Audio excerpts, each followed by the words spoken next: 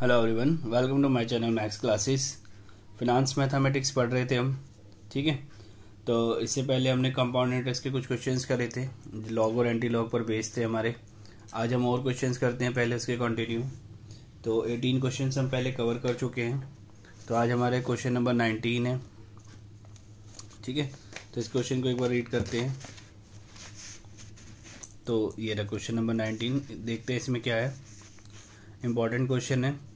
Two partners A and B together lent rupees 3,903 at 4% per annum when the interest is compounded annually.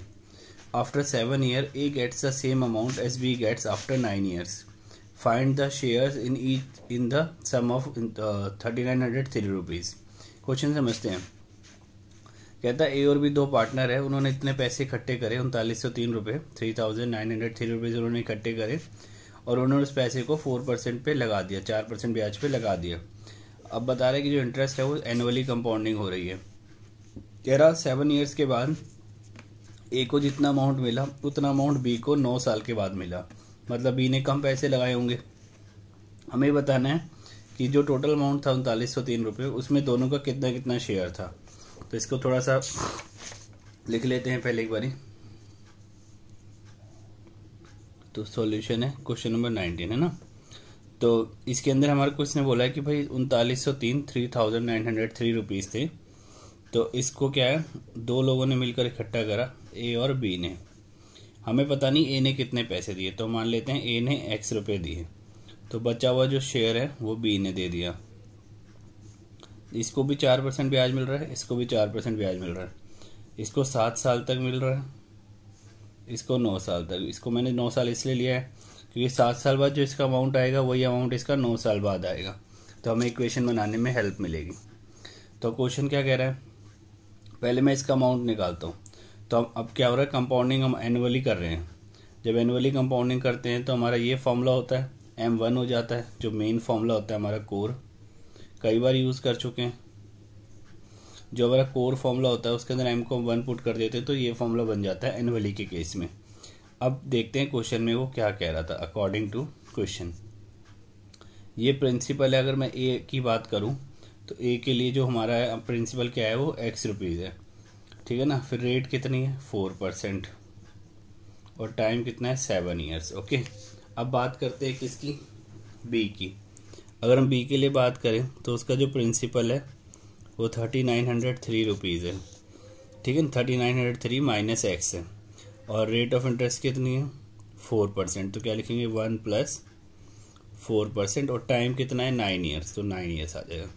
ये equal है। ये ए का amount हो गया 7 साल बाद, ये बी का अमाउंट हो गया 9 साल बाद। ये दोनों अमाउंट सेम है। उसने यही बोला था ना, देखो एक बार दोबारा देख लो चाहे। After 7 years, A gets the same amount as B gets after 9 years. Okay, find the share in the sum of rupees 1,303. अब उसके बाद देखो इसको सिंप्लीफाई करते हैं। ये हो जाएगा 1.04 की पावर 7। ये 3,903 माइनस एक्स ऐसे रहेगा। ये 1.04 की पावर 9 हो जाएगा। ये एक्स ऐसे ही रहेगा यहाँ पे। ये 3,903 माइनस एक्स, ये पावर 9, ये 1.04 की पावर 7 इधर चला जाएगा नीचे राइट साइड में। ये 7 पावर और ये 9 पावर है, तो कैंसिल होके 2 पावर बचेगी, ऊपर 2 बचेगा पावर में, है ना। यहाँ पर कितना बचेगा 1.04 की पावर 2, क्योंकि ये 7 था नीचे और ये 9 था, तो 7 तो कैंसिल हो जाएगी, तो 2 पावर बच जाएगी। उसके बाद आपको क्या करना है, ये जो 1.04 है इसका स्क्वायर आपको सॉल्व करना है। तो जब आप इसका स्क्वायर करोगे तो 1.0816 आ जाएगा। ओके, अब आपको इसको दोनों से मल्टीप्लाई करना है, एक बार 3,903 से, एक बार x से। तो जिसको मल्टीप्लाई करना आता है कोई बात नहीं, जिसको नहीं आती वाली कैलकुलेशन वो ध्यान से देखो। 1.0816x। ठीक है, अब ये इधर माइनस हो रहा है x वाली ये टर्म, इधर आके क्या हो जाएगी प्लस हो जाएगी। 1.0816x 422.4848, इसको प्लस कर दो तो इसके आगे कुछ नहीं है तो 1 है। 1 + 1 कितना हो जाएगा 2, 2.0816x। तो यहाँ से कितना आ जाएगा, ये डिवाइड में चला जाएगा 2.0816। सो क्या आ जाएगा एक्स हमारे पास लास्ट यहाँ पे 2028। तो ये हमारे पास किसका शेयर आ गया, ए का। तो बी का शेयर कैसे निकालोगे, है ना, बी का शेयर हम कैसे निकालेंगे, तो जो वैल्यू थी 3903 उसमें से इसको माइनस कर देंगे, जो आपका आंसर आएगा वो बी का शेयर निकल जाएगा। तो 1875 आएगा, 1875, ठीक है। तो ये आप माइनस कर लोगे, तो जो ए का शेयर आया उसमें से बी, अब 3903 में से ए का शेयर माइनस कर दो तो बी का शेयर आ जाएगा। तो इम्पॉर्टेंट क्वेश्चन था। ओके, नेक्स्ट क्वेश्चन देखते हैं। इसी में क्वेश्चंस बहुत अच्छे हैं और ये सारे एग्जाम के क्वेश्चंस हैं। तो क्वेश्चन देख लेते हैं पहले एक बारी। Question number 20। तो क्वेश्चन नंबर 20 क्या है, simple interest on a certain sum of money for 4 years at 4% per annum. कह रहा है कि किसी पैसे पे on certain sum of money पे हमने सिंपल इंटरेस्ट लगाया है 4 साल के लिए 4% के हिसाब से। एक्सीड्स मतलब बड़ा है the compound interest on the same sum, उसी पैसे पे कंपाउंड इंटरेस्ट निकाला है 3 साल के लिए, ठीक है ना। मतलब कुछ पैसा है, मुझे पता नहीं कितना है, उस पर 4 साल का 4% सिंपल इंटरेस्ट निकाला है और उसी पैसे पे कंपाउंड इंटरेस्ट निकाला है 3 साल का 5% के हिसाब से। तो जो सिंपल इंटरेस्ट है वो बड़ा है कंपाउंड इंटरेस्ट से। कितना बड़ा है, 57। मतलब अगर मैं सिंपल इंटरेस्ट में से कंपाउंड इंटरेस्ट माइनस कर दूं तो 57 आएगा। ओके, आगे क्या कह रहा है, if the interest compounded annually find the sum. तो क्वेश्चन को समझते हैं। तो पहले लिख लेते हैं जो जो क्वेश्चन में मुझे इसने दे रखा है। तो 2 चीज़ें हैं, एक सिंपल इंटरेस्ट पे काम चल रहा है, ठीक है ना, और एक कंपाउंड इंटरेस्ट पे। सिंपल इंटरेस्ट में क्या क्या है हमारे पास, प्रिंसिपल को पी मान लेते हैं, ठीक है, और रेट ऑफ इंटरेस्ट कितना दे रखा है 4% और टाइम दे रखा है 4 years।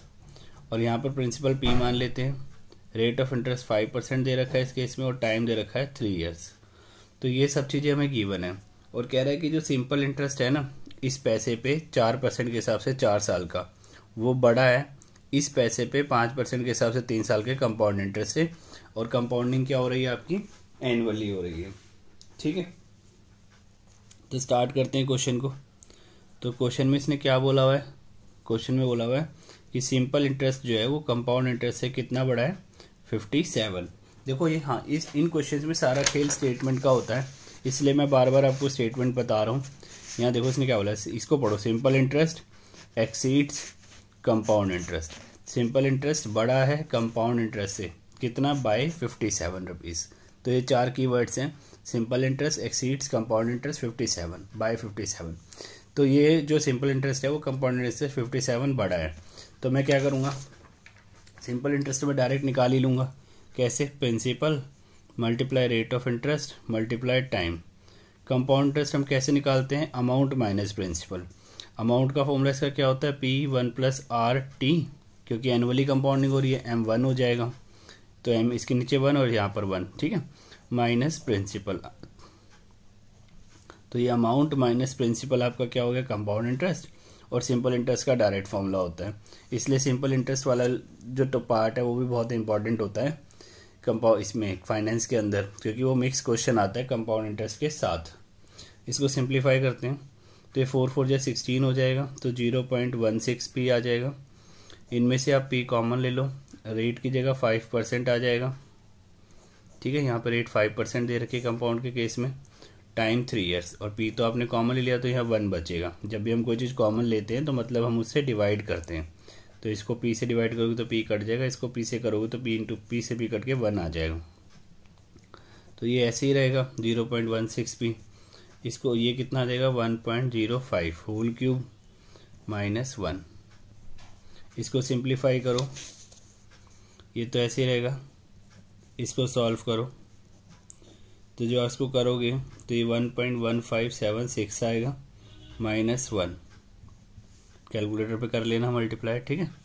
तो जब आप इसे माइनस करोगे तो कितना आएगा 0.1576 और P साथ में आ जाएगा, ठीक है। अब इसे आप माइनस करो तो जब ये देखो पी तो सेम ही है, तो 0.16 में से 0.1576 माइनस करना है, तो 0.0024 पी आ जाएगा।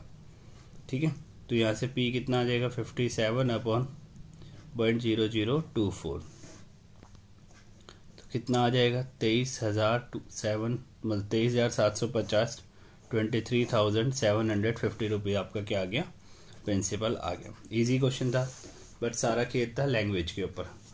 अगला क्वेश्चन देखो, ये बहुत अच्छा क्वेश्चन है, क्वेश्चन नंबर 21। ठीक है, इस क्वेश्चन को पढ़ते हैं, अभी देखते हैं इसमें क्या दे रखा है। ये आपका काफ़ी अच्छा क्वेश्चन है, मुश्किल नहीं है, लेकिन सारा लैंग्वेज का खेल है, तो ध्यान से पढ़ेंगे। A person open an account on 1 अप्रैल, ठीक है ना, a person open an account on 1 April with deposit of ₹8,000। ठीक है ना, किसी पर्सन ने 8,000 रुपये में आप एक अकाउंट खोला। ठीक है, a person open an account on 1 April 2004 with deposit of ₹8,000। 8,000 रुपये डिपॉजिट करके एक पर्सन ने अकाउंट खोला 1 अप्रैल 2004 को। The account paid 6% interest compounded quarterly. अब जो उसको 6% का इंटरेस्ट मिल रहा था, और कंपाउंडिंग कैसे हो रही थी, क्वार्टरली हो रही थी। तो रेट पता है, कंपाउंडिंग क्वार्टरली हो रही है ये पता है, और प्रिंसिपल पता है। On 1 October 2004 he close the account. 1 अक्टूबर 2004 को उसने अकाउंट क्लोज भी कर दिया, मतलब 1 अप्रैल को खोला और 1 अक्टूबर 2004 को बंद कर दिया, मतलब 6 महीने उसने अकाउंट चलाया। तो हमारे को इसकी सारी डिटेल पता है। प्रिंसिपल 8,000 रुपये, rate of interest 6%, compounding quarterly और टाइम 6 मंथ्स। आगे बढ़ते हैं। Close the account and add it enough additional money to invest in a 6 month time deposit scheme for ₹10,000 earning 6% compounded monthly. जो भी पैसा इसके पास आ जाएगा ना 1 अक्टूबर 2004 तक, इसका इंटरेस्ट मिला के उसमें इसने कुछ और पैसे डाले। कितने पैसे डाले कि आपके अकाउंट में कितने पैसे हो जाए, 10,000 रुपये हो जाए। फिर जो 10,000 रुपये थे ना, इसने 6 महीने के लिए 6% के हिसाब से लगा दिए मंथली कंपाउंडिंग पे। तो पहले हम देखते हैं कि 1 अक्टूबर 2004 को उसका कितने पैसे हो जाएंगे। तो उसके लिए हम जब 1 अप्रैल 2004 को प्रिंसिपल कितना है 8,000, रेट ऑफ इंटरेस्ट 6% है, कंपाउंडिंग क्वार्टरली हो रही है और 6 महीने तक ब्याज मिलेगा उसको। मतलब 1 अक्टूबर 2004 को कितना अमाउंट आ जाएगा वो निकाल लेते हैं पहले।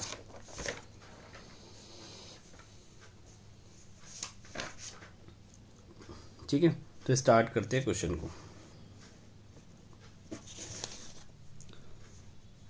तो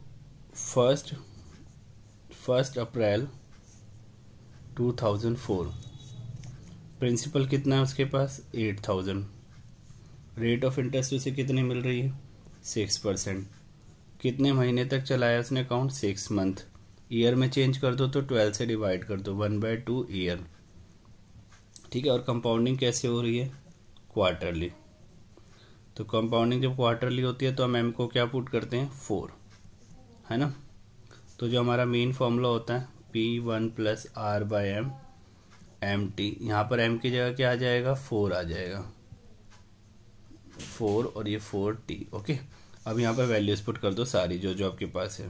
प्रिंसिपल की जगह 8,000, ओके, 1 प्लस रेट की जगह 6%, नीचे 400 आएगा, और यहाँ पर टाइम की जगह हाफ ईयर।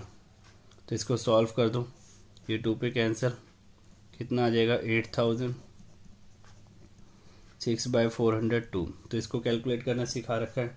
तो लास्ट अगर इसको सॉल्व करोगे तो कितना आ जाएगा 8,241 रुपीज़ 0.80 रुपीज़ आपके पास अमाउंट आ जाएगा। ये कब का अमाउंट आएगा, ये आ जाएगा आपका 1 अक्टूबर 2004 को। 8,000 रुपये डाले थे उसने, और 8,000 रुपये से कितने पैसे बन गए 8,241 रुपये बन गए। ठीक है, अब उसने क्या करा, इसी पैसे में कुछ और पैसे डाल दिए, मतलब कुछ पैसे और डाले, मतलब एडिशनल मनी। कितनी पैसे डाले उसने, क्या करा अकाउंट में 10,000 रुपये कर दिए। अब इतने तो पहले से ही रखे थे, 8,241 रुपये तो पहले से ही रखे थे अकाउंट में, ठीक है ना। और उसमें एडिशनल पैसे डाल के 10,000 कर दिए। तो कितने पैसे डाले उसने एडिशनल 1,758 रुपये 20 पैसे, 1,758 रुपीज़ 20 पैसे। तो एक क्वेश्चन तो इसने यही पूछा था। अब उसके अकाउंट में 1 अक्टूबर नाउ जो 1 अक्टूबर 2004 उसके अकाउंट में कितने पैसे रखे हैं, अब 10,000 रुपये रखे। भाई इतने तो हो गए थे, इतने पैसे उसने और डाल दिए। तो ये जो 10,000 रुपये है ना इसने, ये अगले 6 महीने के लिए इसने फिर लगा दिए, हाफ ईयर के लिए। कितनी रेट ऑफ इंटरेस्ट पे लगा दिए इसने ये वाले पैसे, वही 6% पे लगा दिए, ठीक है ना। और मंथली आपकी क्या हो रही है इसके अंदर, कंपाउंडिंग हो रही है, ठीक है। एक बार मैं क्वेश्चन फिर दिखा देता हूँ। स्टेटमेंट वाले क्वेश्चंस में यही होता है, बहुत कुछ लिखा होता है लेकिन क्वेश्चन मुश्किल नहीं होते। कह रहा 1 अक्टूबर 2004 को इसने अकाउंट क्लोज किया and added enough additional money. तो वो हमने निकाल ली कितना पैसा इन्वेस्ट मनी ऐड करी है इसने, 6 मंथ टाइम डिपॉजिट स्कीम में वो कर दिया, इन्वेस्ट कर दिया। तो टाइम 6 महीने, 10,000 रुपये इन्वेस्ट करें, 6% के हिसाब से करें और मंथली इसकी क्या हो रही है, कंपाउंडिंग हो रही है, ठीक है। तो इसको आगे क्वेश्चन कर लेते हैं बस। अब यहाँ से देखो हमारा अमाउंट का फॉर्मूला क्या बनेगा, P1 + R/M, MT होता है, तो M यहाँ पर 12 आ जाएगा क्योंकि मंथली कंपाउंडिंग हो रही है, ठीक है। इसको सॉल्व करते हैं आगे। प्रिंसिपल की जगह क्या आ जाएगा हमारा 10,000, रेट की जगह क्या आ जाएगा, रेट की जगह 6%, टाइम की जगह कितना आ जाएगा, टाइम हमारा हाफ ईयर था, 6 महीने था ना।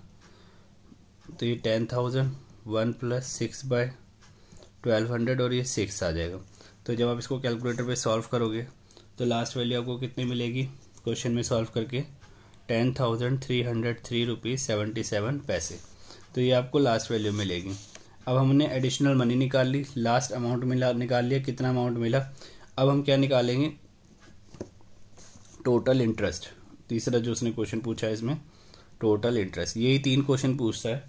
तो ये 3 आपके क्वेश्चन हो गए, एडिशनल मनी, लास्ट अमाउंट और टोटल इंटरेस्ट। अब टोटल इंटरेस्ट देखो, एक बार तो उसको इंटरेस्ट यहाँ मिला था, है ना, फर्स्ट वाली जब आपने फर्स्ट वाला केस निकाला था, क्योंकि उसने इन्वेस्ट तो 8,000 रुपये किए थे और उसे पैसे कितने मिले थे, 8,241। मतलब उसने 8,000 इन्वेस्ट करे थे और उसने पैसे कितने मिले थे, 8,241 रुपीज़ 80 पैसे। ऐसे यहाँ पर उसने 10,000 इन्वेस्ट करे थे और पैसे कितने मिले हैं, 303.77 पैसे ज़्यादा मिल रहे हैं। तो इसका मतलब एक बार तो उसको 241 रुपीज़ 80 पैसे एक्स्ट्रा मिले क्योंकि 8,000 तो इसने इन्वेस्ट करे थे ना। ऐसे यहाँ पर इसको कितने पैसे एक्स्ट्रा मिले, 303 रुपीज़, क्योंकि यहाँ पर इसने 10,000 तो इन्वेस्ट करे थे। तो टोटल कितनी हो गई हमारे, जब आप इसे ऐड करोगे तो ये अप्रोक्सीमेटली आ जाएगा 545। तो एग्जैक्टली ये आ जाएगा, ठीक है ना। तो इस तरीके से इस क्वेश्चन को सॉल्व करना है। तो अब हमारे जितने भी कंपाउंड इंटरेस्ट के केस थे, जो मंथली, क्वार्टरली, एनुअली और सेमी एनुअली वाले केस थे, वो हमारे केस कवर हो चुके हैं। अब नेक्स्ट लेक्चर के अंदर हम कंटिन्यूस कंपाउंडिंग पढ़ेंगे।